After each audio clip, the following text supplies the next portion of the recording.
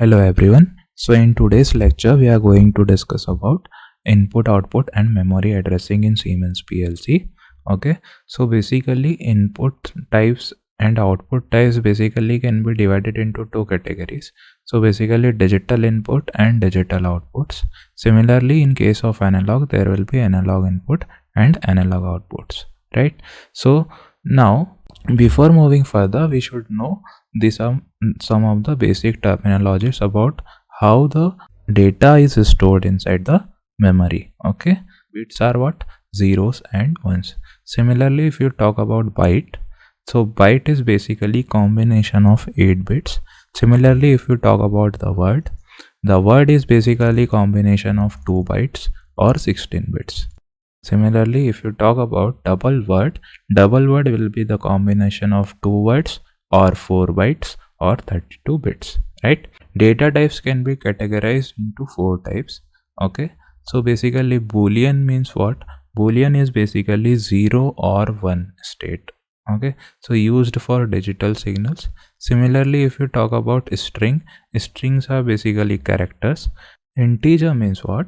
Basically a value existing from minus infinite to plus infinite. It can be any of the value between these. Okay, so similarly if you talk about float, so float is basically a data type which contains the value which are in decimal. Okay, so these are basically the 4 types of data types which will be very important in case of our PLC programming.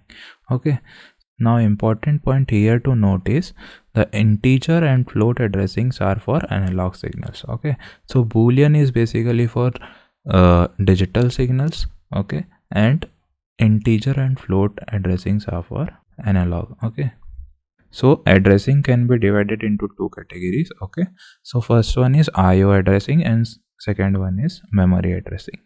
In case of IO addressing, this is the addressing of the input terminals and the output terminals of the PLC. Okay, similarly memory addressing is inside the memory of the PLC. Okay, so addressing can be divided into two categories. First one is IO addressing and second one is memory addressing. In case of IO addressing, basically this is the addressing of the input and output terminals of the PLC, and similarly if we talk about the memory addressing, it is basically the addressing of input bits, or we can say the internal bits of the PLC's memory. Okay, now we should note that a processor can always understand machine language. Okay, so the data which is coming in the form of integer values from the sensors, that will be in the form of current or voltage, that is from 4 to 20 milliampere or 0 to 10 volt signal. Then this signal will be converted into such a form that it can be understandable, or we can say the processor can understand that data. So how this data is converted to bits, that is what we are going to see here. So first of all, we should know that the integers can be categorized into two forms, that is signed and unsigned integers, right? So if you talk about unsigned integers, the values which don't have any sign, all those values are called as unsigned integers, right? So here all the values from 0 or above 0, all these are called positive values. So all this will be defined under unsigned integers, right? So if you are having only positive values, then we can write it without any sign also. For example, if you are writing 4, so the 4 value is not having any sign, so by default it will be positive only. Okay, similarly if you talk about signed integers, in case of signed integers there will be sign present before the value. Okay, so here if you observe -2 + 1. Okay, so -2 is also a value which is having negative sign. Similarly +1 is having positive sign. So basically it is a signed integer. Okay, so any value, suppose +4, that is having a sign, that means it is a signed integer. Okay, understood what is the difference between signed and unsigned integers, right? Now we'll be seeing how this bit data is converted into integer form. Okay, if you take 2 bits, right, suppose we are having 2 bits, so how many states are possible? Basically 2 to the power 2 is how much? 4. So 4 states are possible using 2 bits, right? So 0 0 0 1 1 0 1 1. Okay, so basically we can have 4 states with it. Okay, so 0 0 means what? 0 value. Similarly, if you talk about 0 1, that is 1. Similarly, if you talk about 1 0, that will be 2, and similarly if you talk about 1 1, that will be 3. This is how we can write in case of unsigned integers from 0 to 3, right? Similarly, in case of signed integers, we'll be having it from -2 to +1. Okay, now similarly if you take 8 bits, okay, how many values can be represented using 8 bits? So 2 to the power 8 is 256, right? So in case of unsigned integers, if you talk about unsigned integers means what?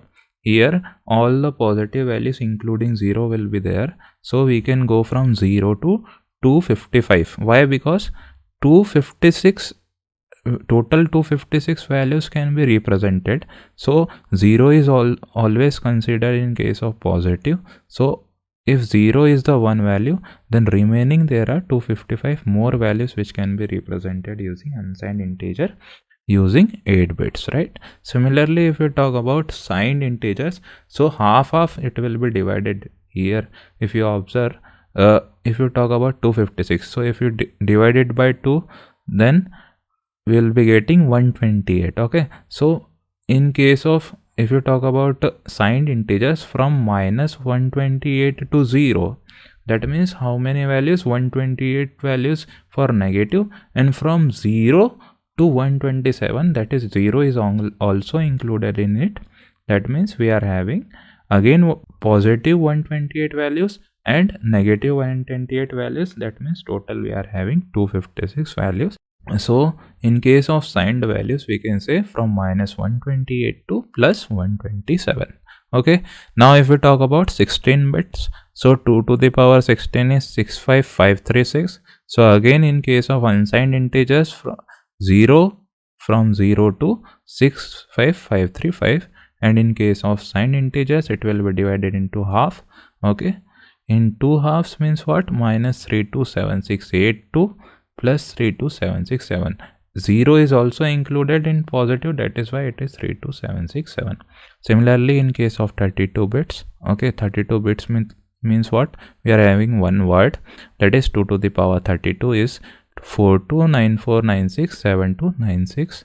Okay, so again we'll be having 0 to 4294967295. Okay, similarly if you talk about signed integers, so again it will be divided into half, -2147483648 +2147483647.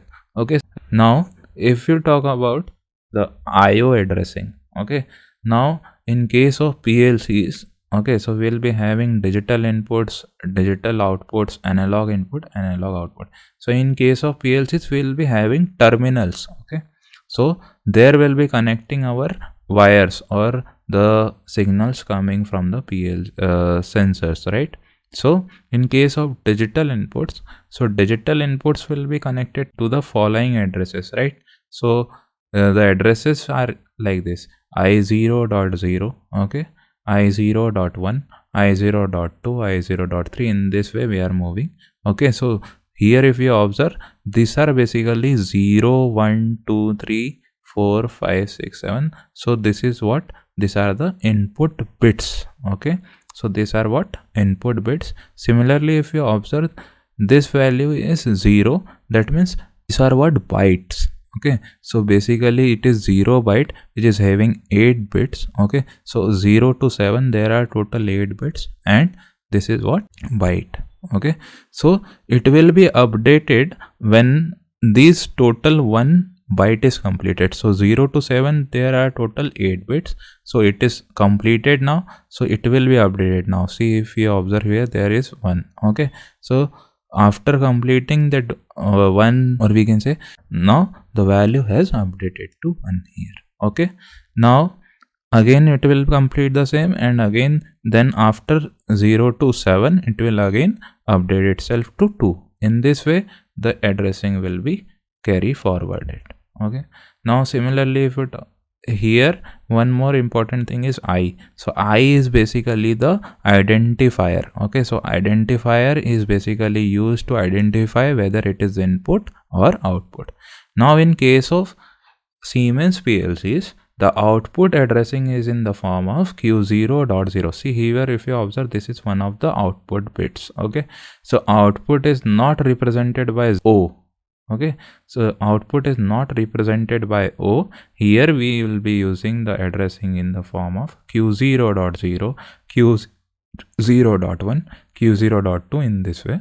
Okay, so again if you observe, from 0 to 7 it will complete the total 8 bits, and then only it will update itself. Okay, so here the byte will be updated after completing 8 bits. Okay, so in this way we are using the output addressing format. Okay, similarly if we talk about analog inputs, so analog are basically the values. So obviously it will be in the form of word. Okay, so basically in previous slide we have seen that if the analog inputs are present, so what will be using word. Okay, so word is basically what, 16 bits to represent any values. So the data will be coming in the form of 4 to 20 milliampere. So it has to be converted in some other form, that is binary language form. That is why we need to use this kind of addressing. Okay, here if you observe, this is what IW128, that is what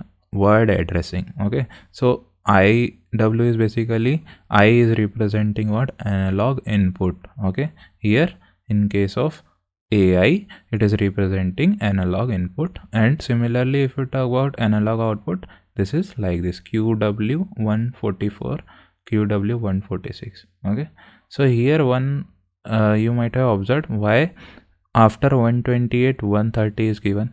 So we'll be discussing it in the upcoming slides, right, why it is so. Okay, now so digital inputs will be I0.0, I0.2, I0.7. Similarly after that I1.0, I1.1, and it will go up to I1.7, and again then it will be updating itself.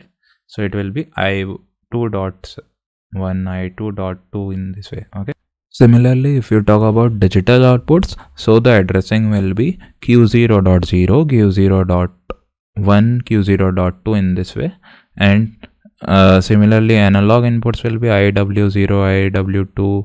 Okay, and analog outputs will be QW0, QW2 in this way we'll be having. Okay, so I and Q are also called as identifiers to represent the address if it is input or output. Okay, so to identify whether it is an input or output terminal, here what will be using, I and Q. Okay, and similarly W represents the word addressing for analog inputs or output. So whether you want to, if you want to identify whether it is analog input or digital input, we can identify it using if we find W here. Okay, so W means what, for analog, that is representing the word. Okay.